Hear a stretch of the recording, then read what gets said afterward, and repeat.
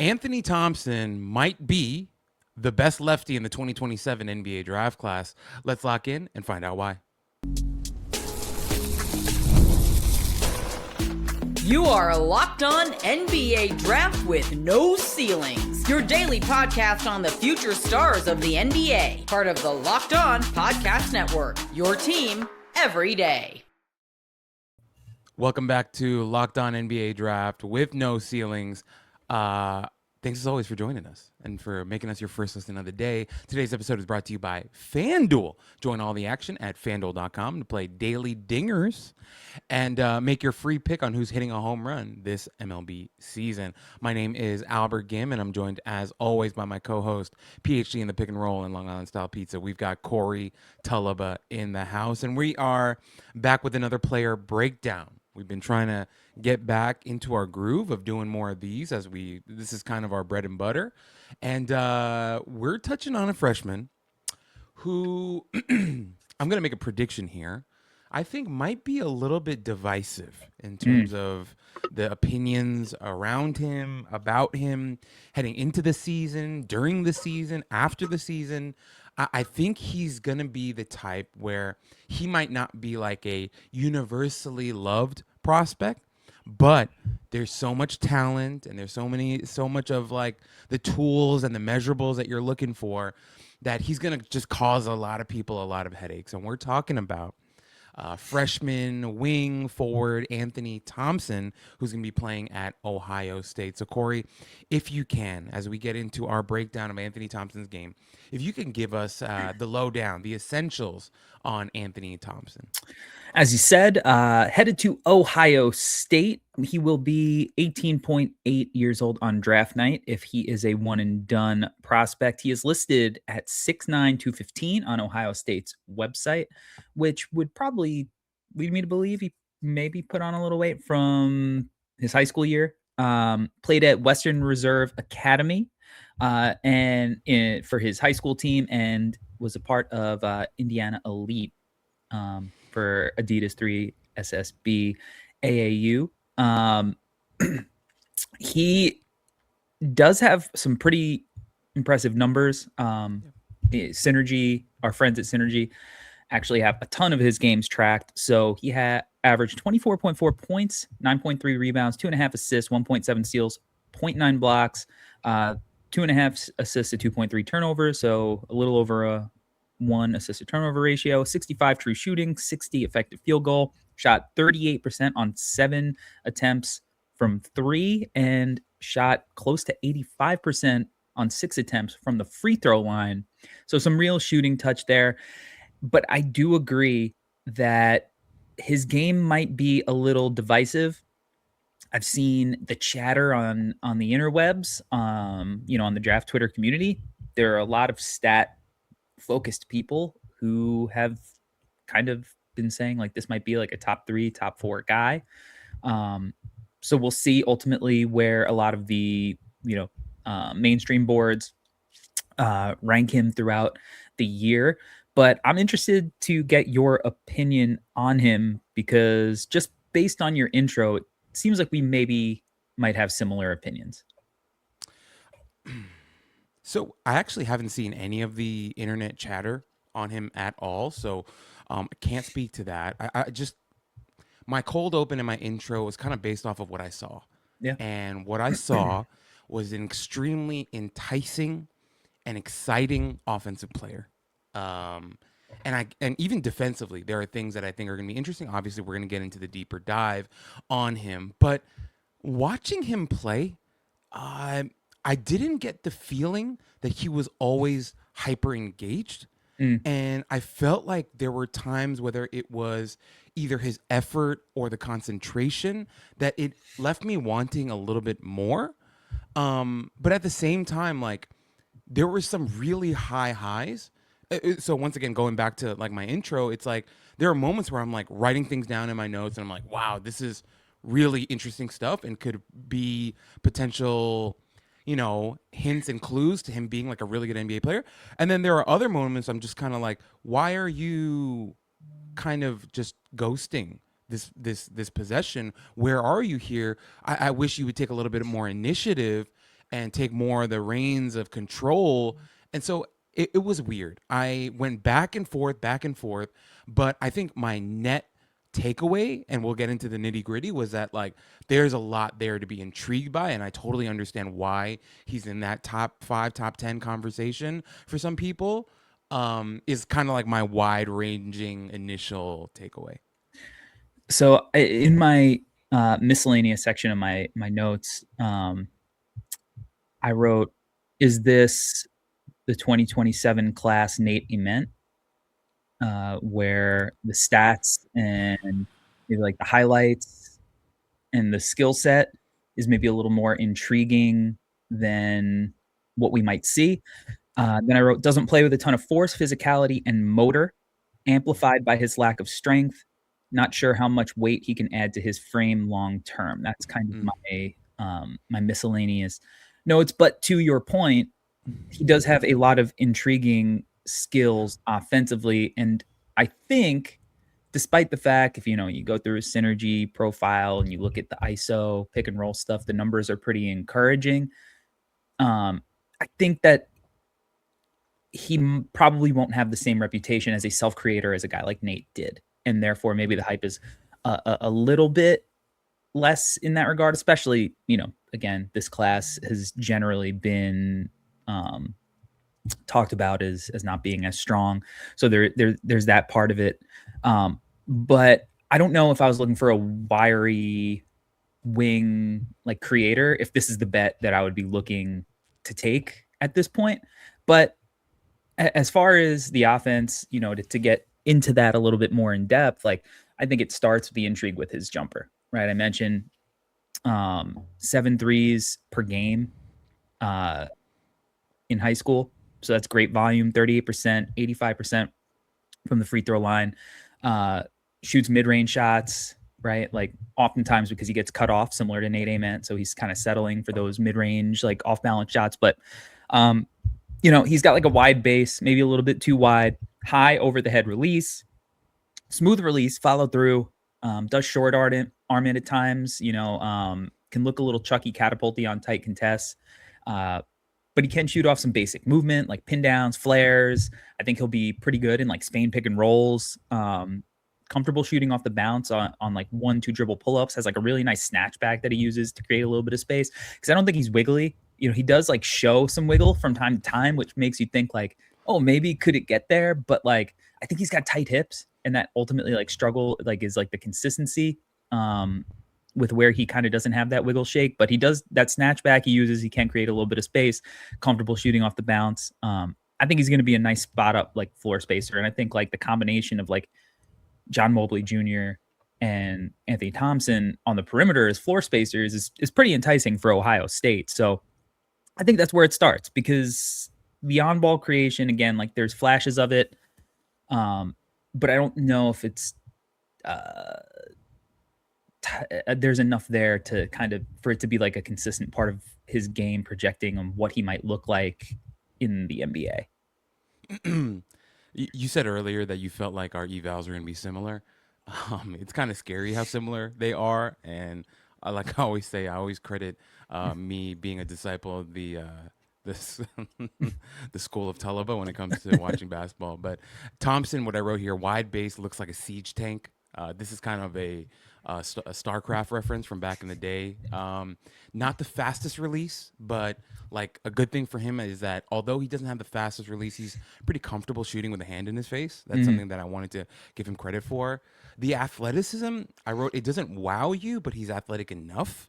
Yeah. And I thought on drives, he showed some interesting footwork with the Euro steps and the longer strides that he has. So it's kind of like a natural decel thing with him. What I wrote here is I think he looks skinny, and I think he is skinny, and I think I'm right. Some of the games he's wearing like sleeves under his jersey and stuff like that, and that's something we've always known. The handle shocked me the most, because what I wrote here was that some of the high moments, he actually, to your point, looks wiggly. The thing that I think is going to keep him from that he's got to work on to actually be wiggly is that I think sometimes he's too high with the handle, and he puts Yeah, I himself don't at know if he can get threat. low though. Is the thing. Exactly. I think it's like the high hips, tight hips. Like I don't think he Bingo. can get low. Like on Wednesday we talked about Tyron Stokes, Yeah. and there's a flexibility.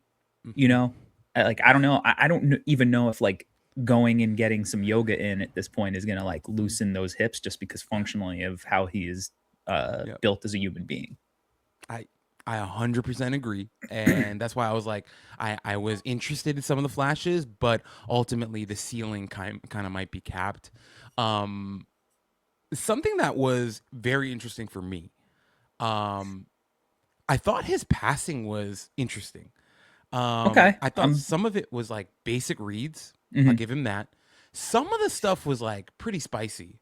Some of the stuff, as you mentioned, he'll get walled off, and then like he's in the mid range, and then he's making some like nice passes to the weak side.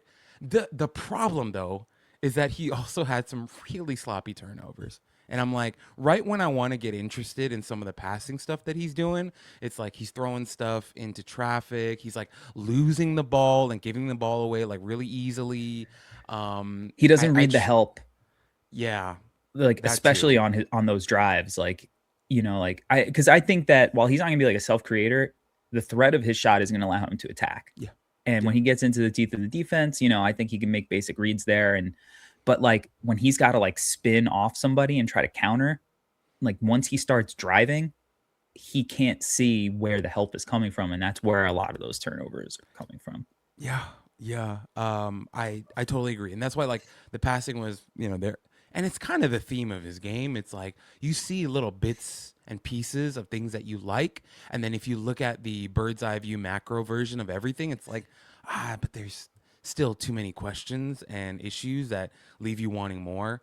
I do think he Um, might be another one of these guys, which is interesting because I think last week we touched on it with uh, Stefan Siminovich. mhm. I think he might also kind of be a righty.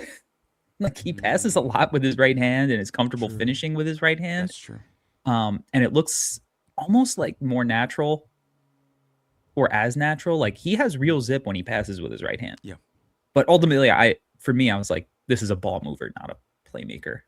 Yeah. Yeah, no, I agree. And I think that's kind of where I landed, where it's like there are enough highs with his passing where you get enticed, but to hand him the keys and be like, be my offensive engine, didn't see enough there. And there were just way too many turnovers for my liking. Um, the one thing I did like though is like he tries to, push the ball ahead in transition. Some of those hit ahead passes were nice, but I mean, yeah. But my biggest thing was like I thought he was just super nonchalant at times with the ball in his hands. Like some of the turnovers are like really frustrating. And when the defense was putting two on him, like he would get really flustered, make bad decisions, like wrong reads. And I was like, okay, for every one play that I really like in terms of your passing, there's like four or five that I'm just like, this shouldn't be happening, and you should be making the better, more correct read. So, all to say, I was excited at times, but overall walked away thinking maybe you're just like the next guy over, connected passing type of guy.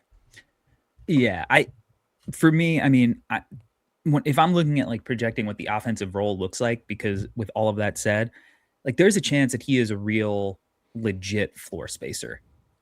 Yeah. Like especially when he got like sees a couple drop and he starts letting it fly with a little more confidence and like a little less thinking. And I watched a bunch of games and I felt that way a few times. Like it's like, wow, like this looks like a guy who's really going to be able to do some cool stuff as a floor spacer, and that might really like open up the offense for his teammates, and especially if because I think positionally he's like a straight four right now, Mm, which yeah. also is kind of tough because it shows like kind of a lack of versatility. Yeah. Um, because he's not quite tall enough to play the five, and I don't think he has enough ball skills to play the three. So, we'll see what that looks like ultimately. But like, I do think because his role is simplified, it's easy to see how he'll fit into an offense and do his job Yeah. pretty easily, especially the next level where he won't have, I don't think, as much responsibility to have to be the leader of the team in scoring. He's playing with John Mobley Jr. He's playing with Pippen. So like there's a couple of guys in the backcourt who can handle a load. Amari Bynum, maybe the guy takes, some reps. So like I think it's like a complementary piece to an offense. I think there's a lot to like with him offensively.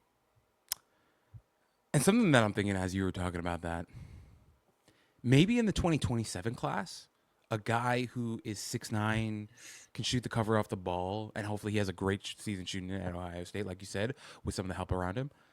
Maybe that guy is worth top 10 in that class. Like maybe that's where it ends up, and maybe everyone ends up being right. Where it's like for all the people who's like, I think he's great, top 5, top 10, and then all of us that have questions still go, well, in this class, top 5, top 10 still makes sense for a guy like this because there's enough there to be excited about. And to your point, his role, even as he continues to grow and change, might be pretty defined, and not in a bad way. Like he's going to be valuable because of what he offers. And the fact that I think he has a reported like 7'3" wingspan, the fact that he seems like he's still growing. And if he can add, 10 to 15, 20, even more pounds, then, he does become more interesting as a 4, albeit it just feels like there might be a ceiling on his creation ability and him ever being maybe, your number 1 or even like a dueling banjos type of number 2 option. But once again, in this class, that might be worth a lot. Could be very valuable. I mean, look, we've seen it in general too. I mean, I don't want to step on the player comp section, but there was a guy a few years ago who went number 3 overall, who maybe has like similar skill set. So we can get into that a little bit later. But yeah, there could be a world if the efficiency is there that it's really enticing. Yeah. I'm just imagining if he goes like 48, 42, 89 this season, then if he goes 48, 42, 89, he's going to be a real conversation. But even if he goes 48, 38, 85, that's still going to be at 6'9". And if the wingspan's really 7'3", as reported, that is another tip in the hat. Like, oh, okay. Yeah. But if his wingspan is 7'3", I have some concerns on the other end. So I feel like I can already predict like how you're going to feel about him this season. Like there are going to be moments that you're going to watch his games. You're going to be like, man, I don't love it. But then like once we get to like 2 weeks outside of the draft, you're going to be like, well, he's 6'9", shoots a cover off of it, and we'll figure out a role for him. Like I feel like that could happen, especially in this class. So all to say, there's a lot there offensively. I think the main question marks come down to like mentality and motor, and like they're kind of being a cap on what he can do with the ball in his hands. But there's still stuff to like. And with that being said, there's also stuff to like about his defense with all the different tools and stuff we talked about with him. We're going to get into that defense right after the break.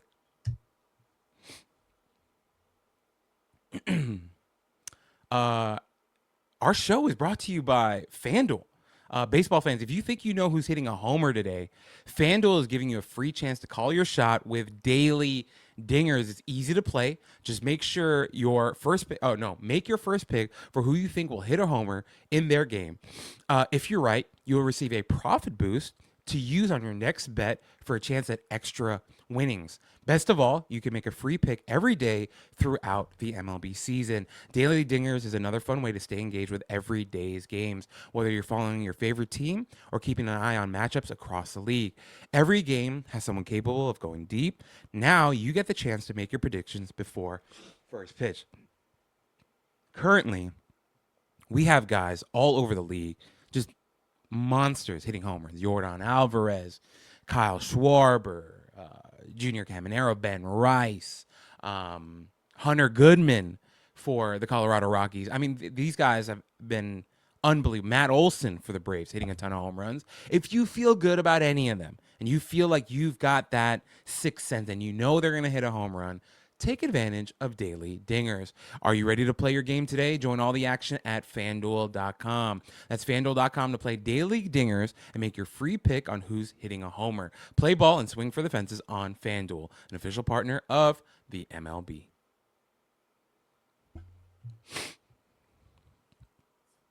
All right, guys, we are back and we are breaking down Anthony Thompson, who's going to be he's an incoming freshman for the Ohio State Buckeyes, and a guy who, a little divisive offensively, and defensively there are going to be some questions as well. Although some stuff to like, it's kind of a continued mixed bag with him.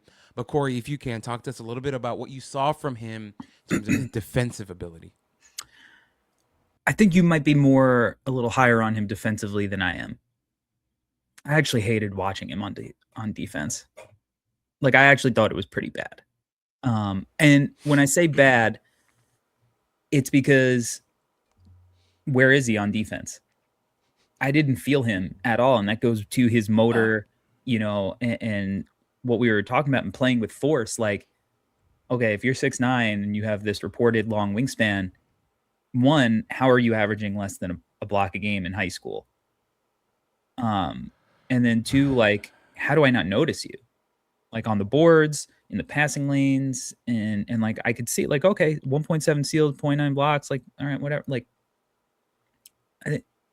where was he? I just don't know. Struggles to push dudes off their spot when they get post position. Tries to win on pokeaways. He's got quick hands, so sometimes it works, but he doesn't really fight to own the spot. Yep. On the perimeter. Like, he can move. Like, his team's comfortable letting him guard on smaller guys, but he's playing prevent defense. Mm-hmm. He's not up in their shirt. He's not making guys uncomfortable. He's really just like, okay, a shot's up, I'll put a hand up. Guarding ball screens as the big. I thought that he did a bad job playing cat and mouse. He'd kind of like just leave the big, and the role was wide open. And some of that is team stuff, like guys not rotating over from the weak side. Off the ball, I thought he kind of struggled to fight through off-ball screens. He's easy to Gortat. And part of it is, again, it's like not that necessarily he's even struggling to get through because he's skinny. It's just he's not like trying to do it all that hard. Turns his back to his man when position is the low man, focus on the strong side, turns his back to the ball when his man exits to the weak side, lacks real aggressiveness as a rim deterrent. Like, he just watches dudes go up. And that's the thing I think that like made me the most mad. The boards he gets are like uncontested. It's not like he's fighting for position there. I just hated it defensively. And he's big and he can move, so like, I don't know, maybe it'll the metrics will be like he's a good defender or he has potential. I just watched on the court, and if I was a coach, I would be killing him in the film room. Now, look, I only watched a few games, right? Like, I didn't lock in for his full season, but I think that these issues showed up consistently in the games I watched from both his AAU and high school sample. Now, I looked at, I know that Ohio State played, some exhibitions or whatever. And, I just looked at some highlights on Instagram, and he looks a little stronger, like he's been in the weight room a little bit. I don't think you see a massive difference, but he's not wearing a long sleeve shirt. His arms are out, sun's out, guns out. But I kind of hated it defensively. I didn't really see one thing that I was like, good defender. Yeah. To be honest, I felt exactly the same. I was, just being the host of the show, I wanted to be, kind to him a little bit, but I hope he's listening to it. And he's like, screw this kid. He doesn't know anything. I'm going to go out and show him. I would love if it lit a fire under him. Yeah. Kid make a real good joke unfair. there. I think we're too old for that, but yeah. I just want to say some of the things that bothered me. I also have a list of things that bothered me a lot. Number one, you mentioned the fact that he can move on the perimeter. I think he can move on the perimeter. My problem with him is that he doesn't get low in his stance at all. I thought that was something that I think was like a big thing that stood out to me the most, and it kind of goes back to what we talked about on offense with the flexibility and the ability to get low. You don't see it on defense either, and that bothered me a ton. Off ball, you mentioned it, man. He gets caught ball watching a ton, just a ton, and I'm just like, where is your focus? Why is your head never on a swivel? Some of the blocks that I was watching, I was like, this feels cheap. And the reason why I say that is because it was kind of like end of shot clock. He's guarding a smaller guy in the perimeter. They have no choice but to take a shot.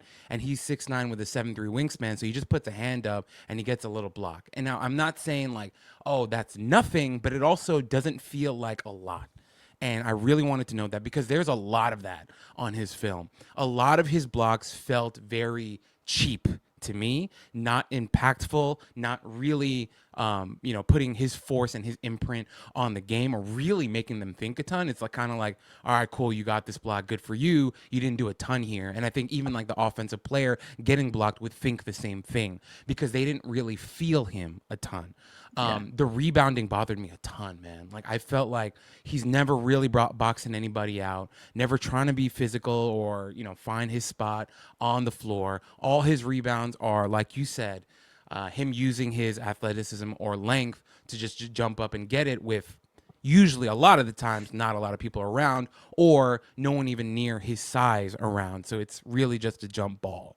That bothered me too. So I think for me, when it came to Thompson and his defense, it was like, I can understand why people, I don't want to say this to sound condescending or anything, but like if you just watch the highlights, you could be like, ooh, type of thing with him. It's like, oh, look at that block or look at that steal and but if you watch him like play full games and you go through everything, it's more of the ghosting that we talked about on offense. It plays here on defense. And that ghosting isn't because he's shy or, is not an aggressive dude. I think some of it is laziness. I think some of it is a lack of focus. And some of it is just a lack of force. And I didn't like that. That actually bothered me a ton.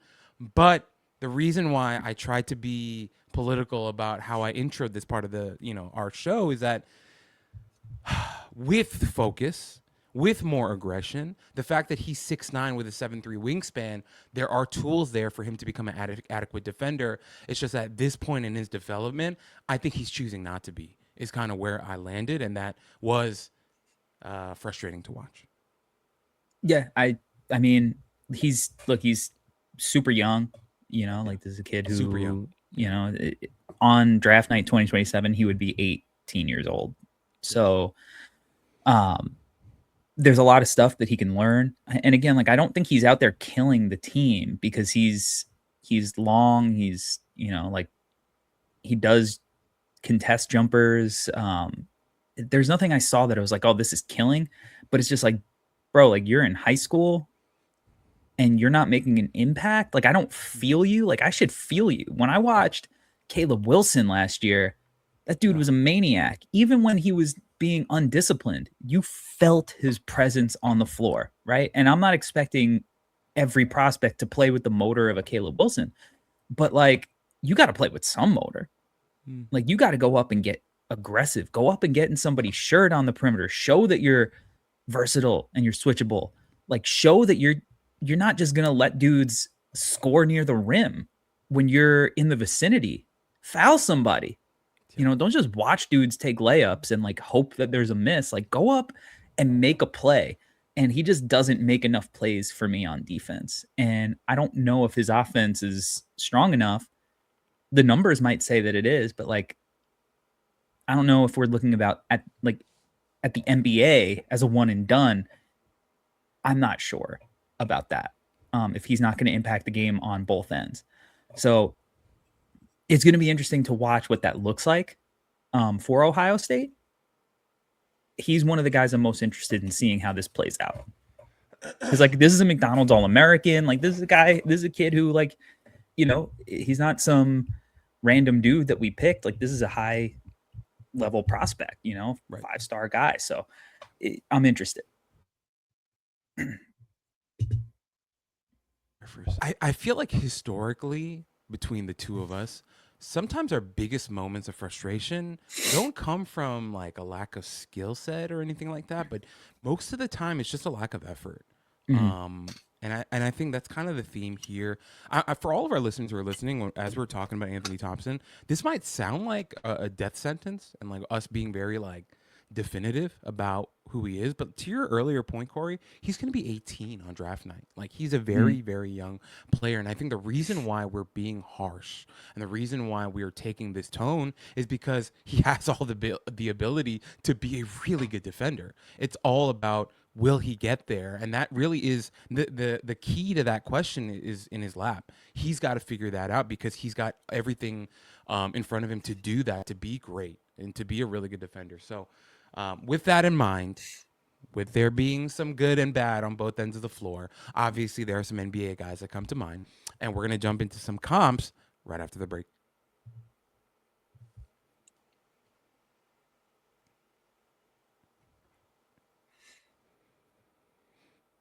All right, guys, we are back, and we're still breaking down Anthony Thompson, incoming freshman for the Ohio State Buckeyes, and we are talking about some comps now from the past to the current to whatever. Oh, those are the only two options.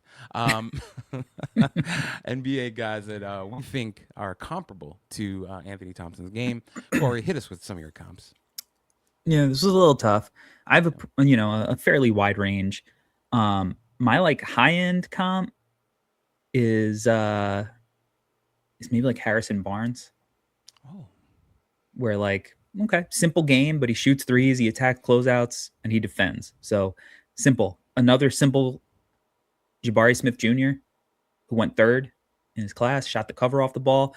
I think he played with a level of compete that I haven't seen yet. But again, college might be different. You're held more accountable. There are guys who could take your minutes. Like, sure. There are consequences to kind of just coasting. Thad Young, who, with some of the passing that you were talking about, just size, position, lefty, kind of space the floor. I think Thompson probably projects as a better shooter because Thad Young kind of developed in an era where there wasn't as much of a premium, but he was definitely shooting at the end of his career. It was pretty versatile as he, put on some weight, and had a long NBA career. And then if it kind of like doesn't work, it's like a guy, you're going to stay in college for a few years and you get to the pros, you're kind of playing a role, you maybe in and out. It's like Chris Murray, who's like another lefty, like good shooter, kind of tight hips, like got off in college, but maybe, isn't going to have that kind of leash in the league.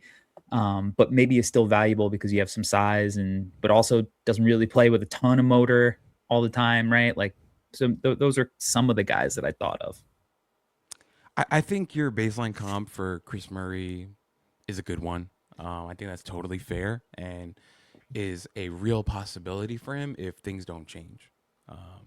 Not saying that is what is going to happen, but I think we put that out there as a real disclaimer for him, and that if he doesn't, shape up a little bit defensively and offensively, that could be his outcome. Very real.